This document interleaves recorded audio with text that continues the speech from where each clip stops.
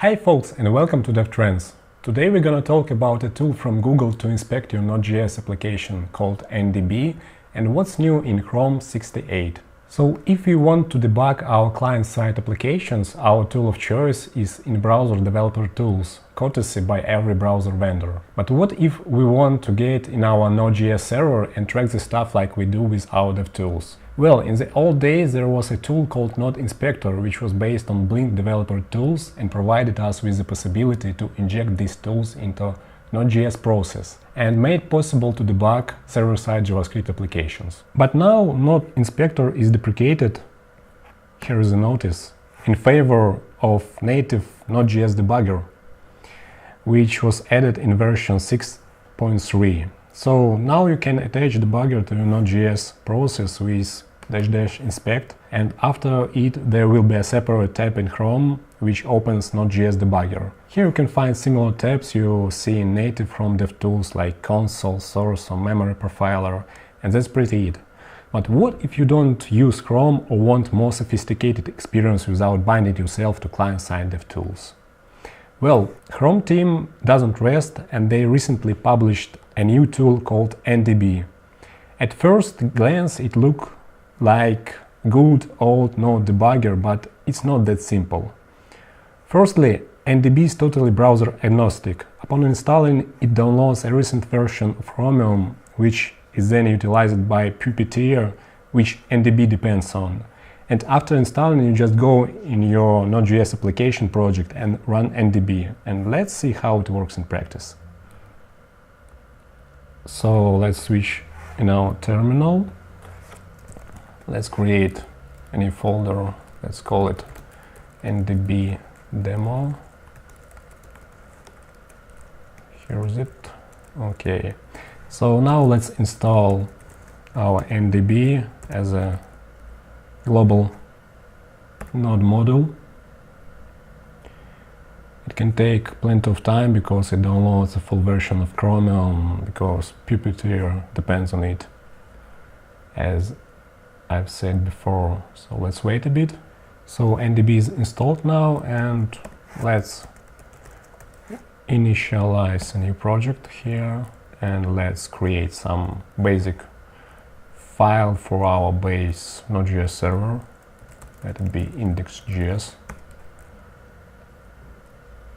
And here let's just copy paste the base good example of Node.js server. Okay, let's save it.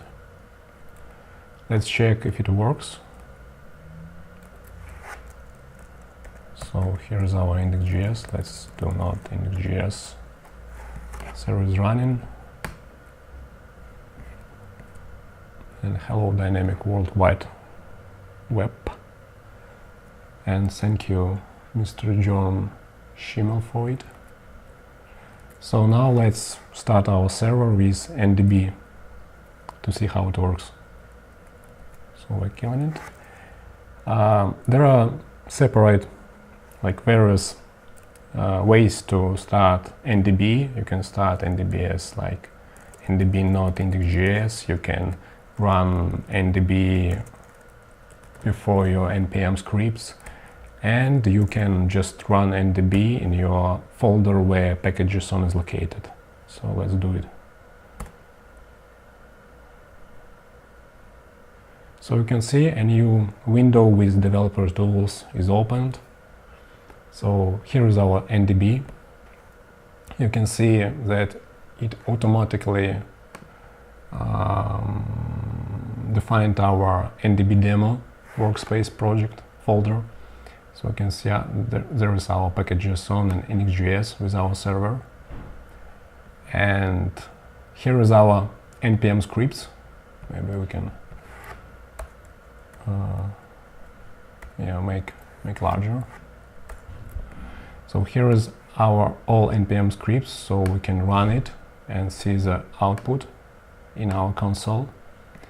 And the good thing as well that we got a full blown terminal here, so we can just start our server as we do. You can see there is a debugger attached as well, so we can just like make a breakpoints like we do in our client-side DevTools and make some debugging stuff here. So if we go to our server, reboot it, and you can see debugger works. There is call stack and there is all the parameters you got in your average DevTools. There are also separate tab for memory profiler. You can check how your Node.js application works, how much memory it consumes, and all the stuff as well. And the good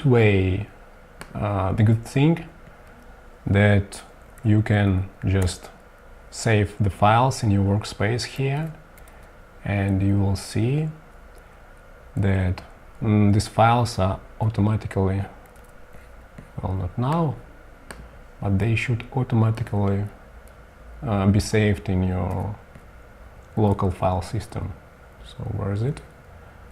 Why it's not saved? Okay, let's save it again. Okay, we just paused our debugger. That's it, I think. Hello, save. Okay, saving. So you can see there our file is changed in place.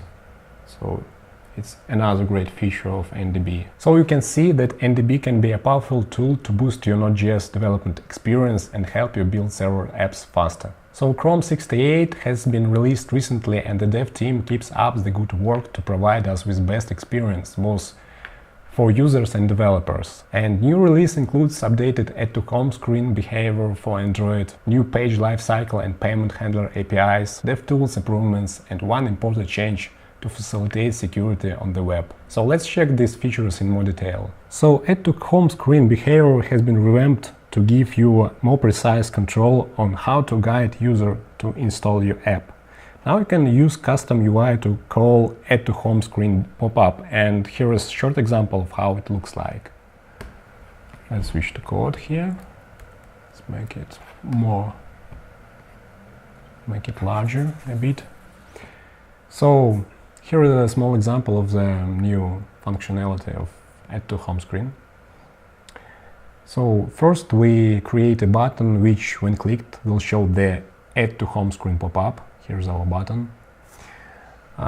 Then we just add special before install prompt listener to catch the moment before the pop-up shows and cancel it in order to have your own custom logic handle the process. Next, we save this install prompt event for future use, and here we just enable our defined custom button for calling the pop-up. And now we add event to listen to the button click and call the add to home screen pop-up. And when user accepts or declines it, you can add more custom logic to proceed the user further with a special user choice key. And this is how the new pop-up looks like. But if you are not ready to implement new behavior, Chrome will show default pop-up in the bottom of the page like it was in earlier versions, like here.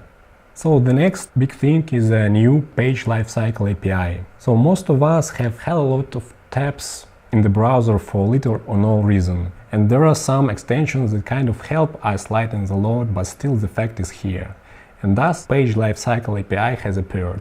There is a really large and complex image with all the life cycle of the page, like here. But we won't dive that deep. Well, the base stuff is that this API provides us with special events on which we can call handlers when the page is freezed. For example, like in this code.